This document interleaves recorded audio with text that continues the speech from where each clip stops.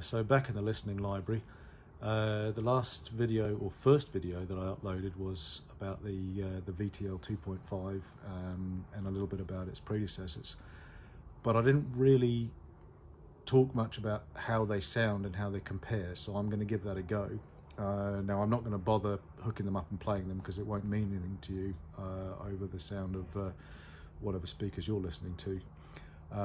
But I'll give it a go. So first I'll just show you the rig that I compared them on, which was the Titan Manitous, the VAC PA8080, and there are some Kimber Quicksilver interconnects back there, and we used a turntable. It wasn't the Project, it was something else, and also the Wii phono stage here. So that's sort of a rough idea of what's going on there. There's super power cables powering everything, and a decent power box with a DC blocker. These are kind of cool. These are by-wire, they're straight wire speaker cables, and you can see they're all by-wired. They're sort of looking a little bit aged and floppy, but they're still definitely good little cables to use. So that's sort of a roughly what I used to compare. I'm just going to go sit down again, but I'm going to keep you pointed at all of this gear. So how does it all sound? So we've got the three. So we've got the earlier, the deluxe model, the super deluxe, and the 2.5. And just sort of a quick overview of the architecture. The deluxe model has got an internal power supply. It has an output stage, a single tube output stage, but one that you can bypass, and I did bypass that on this listening test. The super deluxe up there at the moment, so that is a dual mono design with and you can just about see it there, an external power supply, and then the 2.5 internal power supply, and not so much dual mono in the sense in the architectural sense, but certainly one tube per channel for each of the stages.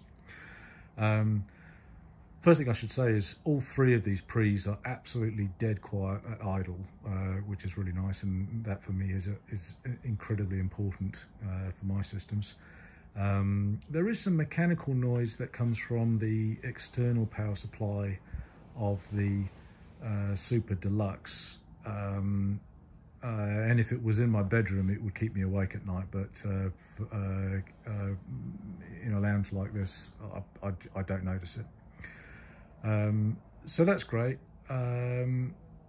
The volume controls, certainly the 2.5 has a much slicker volume control, both the Deluxe and the Super Deluxe. The volume pot is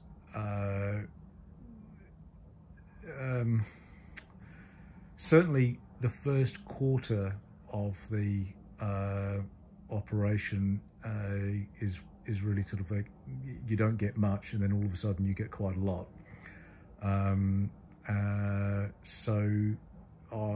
Definitely the 2.5 wins out of that. You get a much more usable volume at low volume, as well as at high as well.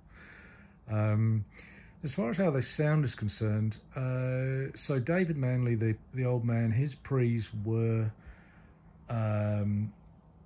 known for being quite dark.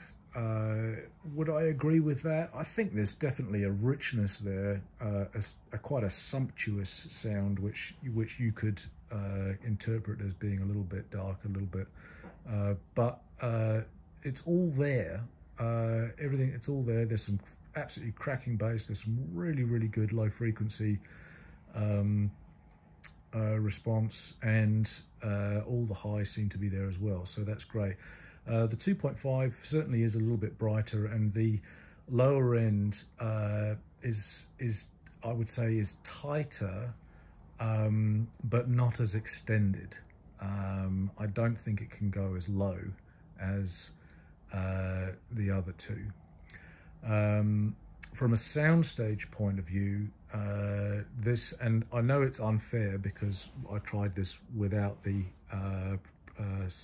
final stage in it, so not entirely true comparison, but look, that's the way it is in this room, and it's hooked up to the tube power amp, so that's the way I used it. Put it this way, if the other two had the same function, I would have used them. So yeah, so the Wii Deluxe, really rich sound, really nice sound stage, very nice, you know, really good focus, nice vocals right in the center stage, reasonably forward, and this great three-dimensionalism where you can really hear all of the different instruments and the players in different parts of the room, and very wide as well. You know, you're getting sort of sound sort of coming out in this direction, so that's great. And yeah, so clean and crisp soundstage, but yeah, quite holographic, quite trippy depending on what you're listening to, and certainly have a fair amount of what you might call trippy music, which is lovely. So yeah, lots of sparkle, and just an absolute joy to listen to. The Super Deluxe, well, the jury's out on that at the moment. It's supposed to be the upgrade to the Deluxe. It's a dual mono design. It's got the external power supply. That one there, I think I mentioned in the previous video, it looks like it was built on a Friday afternoon, and I suspect some of the components are not original. It sounds almost as good as the Deluxe, but there's just something not quite there. Can't put my finger on it exactly, but possibly just not as focal with its arrangement. Then the 2.5, and I think by comparison it's analytical. It's all there. Like I said, with the exception of the lower frequencies, which I think are a little bit compressed, but it's all there, and it's all very clean and very crisp, and you get a nice soundstage, but it's just not quite as three-dimensional. It's a lot flatter, and it's certainly, and I would say it's more laid back. You know, you've got the music coming to you really from behind the speakers rather than right up in front of the speakers and filling the room. I think that's really what's going on there. It's not filling the room with this sound of reality and theatre. So that's really what it's missing out on. And that's not to say that it's bad. It's not. I really like it. I've used it a lot. It's been, like I said, it's been in the mainstay in the living room system for a long time. But as you can see, it's not now. And what I've actually done is gone to a design similar to the little Deluxe here, a very simplified. And it's custom made. But just the primary input tubes, and I've actually deleted everything from it. I've deleted the volume pot, balance pot, input controls, the whole lot. So literally it's just one line in, one line out, and that goes through a passive pre to control the rest of it. So that's what I've done there, and to great effect, which is why the 2.5 is sitting up there, being sitting idle.